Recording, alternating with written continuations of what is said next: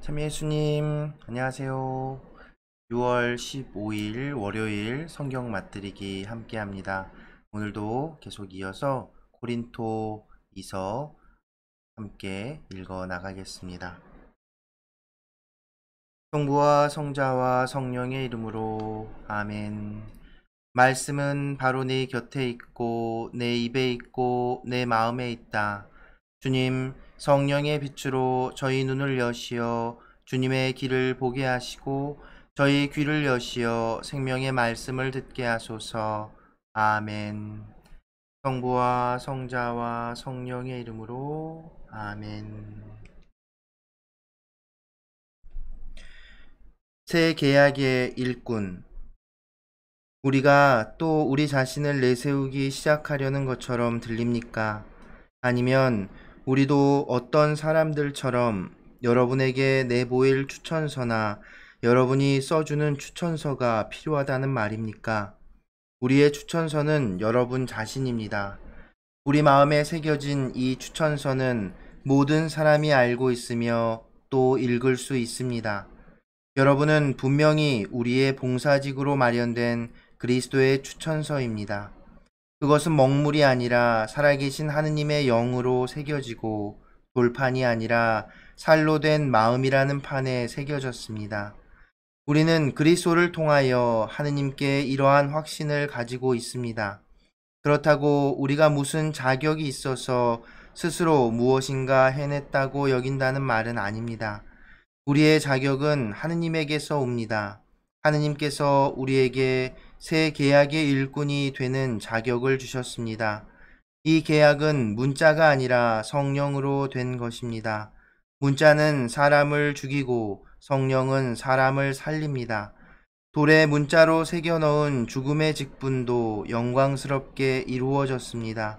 그래서 곧 사라질 것이기는 하였지만 모세의 얼굴에 나타난 영광 때문에 이스라엘 자손들이 그의 얼굴을 쳐다볼 수 없었습니다. 그렇다면 성령의 직분은 얼마나 더 영광스럽겠습니까? 단죄로 이끄는 직분에도 영광이 있었다면 의로움으로 이끄는 직분은 더욱더 영광이 넘칠 것입니다. 사실 이 경우 영광으로 빛나던 것이 더 뛰어난 영광 때문에 빛을 잃게 되었습니다. 곧 사라질 것도 영광스러웠다면 길이 남을 것은 더욱더 영광스러울 것입니다. 우리는 이러한 희망을 가지고 있기에 아주 담대히 행동합니다.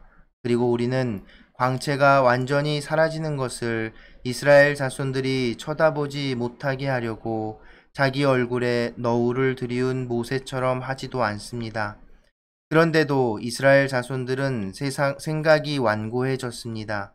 그리하여 오늘날까지도 그들이 옛 계약을 읽을 때 그 너울이 벗겨지지 않고 남아 있습니다. 그것은 그리스도 안에서만 사라지기 때문입니다. 사실 오늘날까지도 모세의 율법을 읽을 때마다 그들의 마음에는 너울이 덮여 있습니다. 그러나 주님께 돌아서기만 하면 그 너울은 치워집니다. 주님은 영이십니다. 그리고 주님의 영이 계신 곳에는 자유가 있습니다.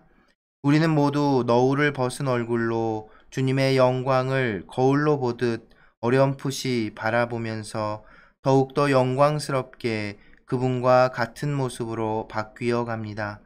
이는 영이신 주님께서 이루시는 일입니다. 질그릇에 담긴 보물. 이렇게 우리는 하느님의 자비를 입어 이 직분을 맡고 있으므로 낙심하지 않습니다. 그리고 우리는 부끄러워 숨겨두어야 할 것들을 버렸으며 간교하게 행동하지도 않고 하느님의 말씀을 왜곡하지도 않습니다. 오히려 진리를 드러내어 하느님 면전에서 모든 사람의 양심 앞에 우리 자신을 내세웁니다. 우리의 복음이 가려져 있다 하여도 멸망할 자들에게만 가려져 있을 뿐입니다. 그들의 경우 이 세상의 신이 불신자들의 마음을 어둡게 하여 하느님의 모상이신 그리스도의 영광을 선포하는 복음의 빛을 보지 못하게 한 것입니다. 우리가 선포하는 것은 우리 자신이 아닙니다. 우리는 예수 그리스도를 주님으로 선포하고 우리 자신은 예수님을 위한 여러분의 종으로 선포합니다. 어둠 속에서 빛이 비추어라 하고 이르신 하느님께서 우리 마음을 비추시어 예수 그리스도의 얼굴에 나타난 하느님의 영광을 알아보는 빛을 주셨습니다. 우리는 이 보물을 질그릇 속에 지니고 있습니다. 그 엄청난 힘은 하느님의 것으로 우리에게서 나오는 힘이 아님을 보여주시려는 것입니다. 우리는 온갖 환난을 겪어도 억눌리지 않고 난관에 부딪혀도 절망하지 않으며 박해를 받아도 버림받지 않고 맞아 쓰러져도 멸망하지 않습니다. 우리는 언제나 예수님의 죽음을 몸에 짊어지고 다닙니다. 우리 몸에서 예수님의 생명도 드러나게 하려는 것입니다. 우리는 살아있으면서도 늘 예수님 때문에 죽음에 넘겨집니다.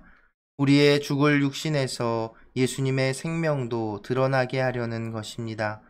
그리하여 우리에게서는 죽음이 약동하고 여러분에게서는 생명이 약동합니다. 나는 믿었다. 그러므로 말하였다고 성경에 기록되어 있습니다. 이와 똑같은 믿음의 영을 우리도 지니고 있으므로 우리는 믿습니다. 그러므로 말합니다. 주 예수님을 일으키신 분께서 우리도 예수님과 함께 일으키시어 여러분과 더불어 당신 앞에 세워주시리라는 것을 알고 있기 때문입니다. 이 모든 것은 다 여러분을 위한 것입니다.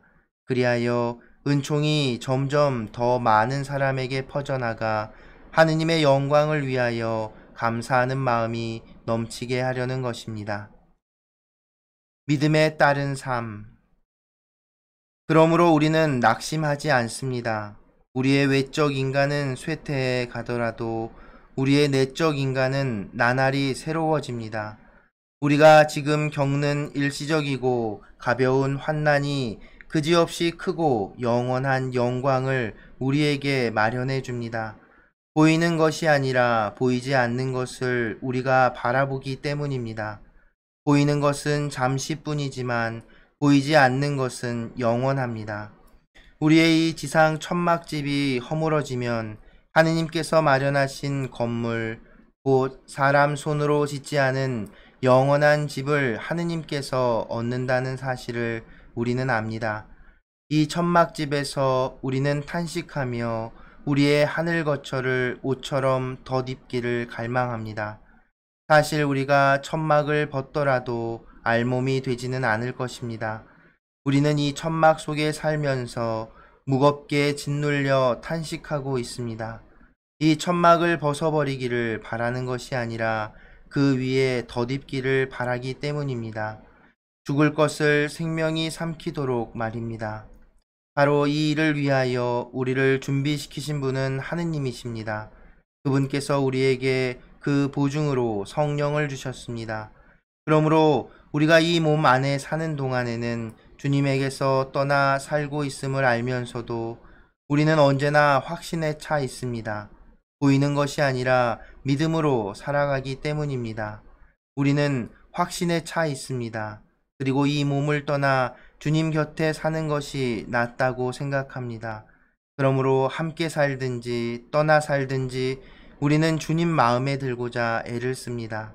우리 모두 그리스도의 심판대 앞에 나서야 합니다.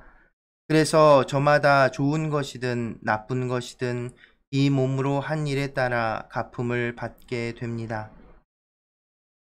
화해의 봉사직. 그러므로 우리는 주님께서 경외해야 할 분이심을 알기에 사람들이 확신을 갖게 하려고 합니다. 우리는 하느님께 환히 드러나 있습니다. 나는 여러분의 양심에도 우리가 환히 드러나 있기를 바랍니다. 그렇다고 해서 우리가 또 우리 자신을 여러분에게 내세우려는 것은 아닙니다. 다만 여러분이 우리를 자랑할 수 있는 계기를 주어 마음이 아니라 겉만 자랑하는 자들에게 반박할 수 있게 해주려는 것뿐입니다. 우리가 정신이 나갔다면 하느님을 위하여 그러한 것이고 우리가 정신이 온전하다면 여러분을 위하여 그러한 것입니다. 그리스도의 사랑이 우리를 다그칩니다. 한 분께서 모든 사람을 위하여 돌아가셨고 그리하여 결국 모든 사람이 죽은 것이라고 우리가 확신하기 때문입니다. 그분께서는 모든 사람을 위하여 돌아가셨습니다. 살아있는 이들이 이제는 자신을 위하여 살지 않고 자기들을 위하여 되살아나신 분을 위하여 살게 하시려는 것입니다. 그러므로 우리는 이제부터 아무도 속된 기준으로 이해하지 않습니다. 우리가 그리스도를 속된 기준으로 이해하였을지라도 이제는 더 이상 그렇게 이해하지 않습니다. 그래서 누구든지 그리스도 안에 있으면 그는 새로운 피조물입니다. 옛것은 지나갔습니다. 보십시오. 새 것이 되었습니다. 이 모든 것은 그리스도를 통하여 우리를 당신과 화해하게 하시고 또 우리에게 화해의 직분을 맡기신 하느님에게서 옵니다. 곧 하느님께서는 그리스도 안에서 세상을 당신과 화해하게 하시면서 사람들에게 그들의 잘못을 따지지 않으시고 우리에게 화해의 말씀을 맡기셨습니다. 그러므로 우리는 그리스도의 사절입니다. 하느님께서 우리를 통하여 권고하십니다. 우리는 그리스도를 대신하여 여러분에게 빕니다. 하느님과 화해하십시오. 하느님께서는 죄를 모르시는 그리스도를 우리를 위하여 죄로 만드시어 우리가 그리스도 안에서 하느님의 의로움이 되게 하셨습니다. 성부와 성자와 성령의 이름으로 아멘. 말씀은 내 발의 등불이요 나의 길의 빛이옵니다. 주님, 저희가 성경을 생명의 말씀으로 믿고 기도하며 살고 선포하게 하시어 언제나 성령 안에서 평화와 기쁨을 누리게 하소서. 아멘. 성부와 성자와 성령의 이름으로 아멘. 네, 오늘도 고린토이서 말씀 함께 읽었습니다. 바오로 사도는 자기가 가진 사도직에 대해서 설명을 합니다. 그런데 그것이 자랑을 하기 위해서가 아니라 하느님의 영에 의한 것임을, 하느님의 그리스도 안에서 이루어진 것임을 사람들에게 확인시키기 위해서 그렇습니다. 그것이 왜 중요하냐면 코린토 공동체에 소위 말하는 바오로의 적대자들이 생겼잖아요. 이들이 하는 일이 무엇이었냐면 사람들을 이렇게 갈라치는 거죠. 바오로가 잘못된 복음을 선포하고 있다고 사람들을 호도하는 겁니다. 그러니까 그들도 그 신앙에서 벗어나게 하고 배교하게 하려는 것이 아니라 지금으로 따지면 뭐 이단이라고 말할 수도 있겠죠. 어쨌든 그들도 그리스도의 복음을 전하는 것이라고 얘기하면서 바오로 사도가 틀렸다라고 말하는 것이지요. 그러기에 바오로 사도가 코린토이서에서 또 물론 거의 대부분 또 많은 편지들에서도 그렇지만 코린토이서에서 자기 자신의 그 사도직에 대해서 열심히 설명합니다. 오늘도 그런 내용들이 나오는데요.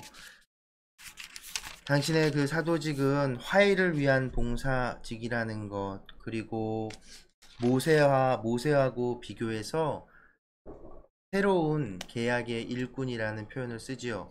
재밌는 것은 우리가 이제 신약, 구약이라고 얘기하잖아요. 바로 새로운 계약, 옛 계약, 이 개념이 바로 이 바오로 사도가 여기서 처음 사용한 개념입니다. 3장에서 분명히 자신들은 새 계약의 일꾼으로 자기 자신을 선포하는 게 아니라 그리스도를 선포하는 것이라고 얘기를 하지요.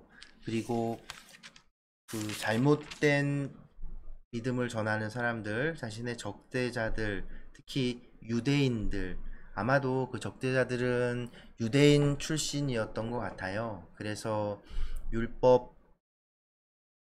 자기들이 지키던 그 율법을 조금 더 강조하고 그것을 지켜야 한다고 얘기했었던 것 같습니다.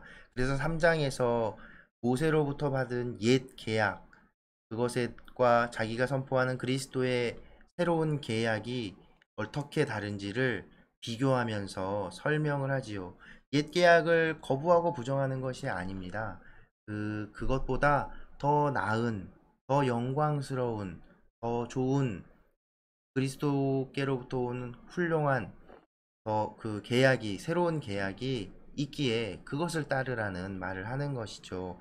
옛 계약이 십계명판, 돌판에 새겨졌다면 새 계약은 우리의 마음, 이 심장에, 우리 마음에 영으로 새겨지는 것이라고 그렇게 비교를 하는 것이 참 아름답습니다.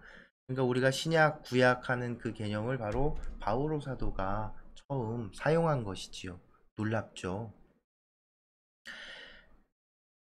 그리고 오늘 표현 중에서 참 아름다운 표현이 있는데 5장 14절에 보면 이런 표현을 하지요.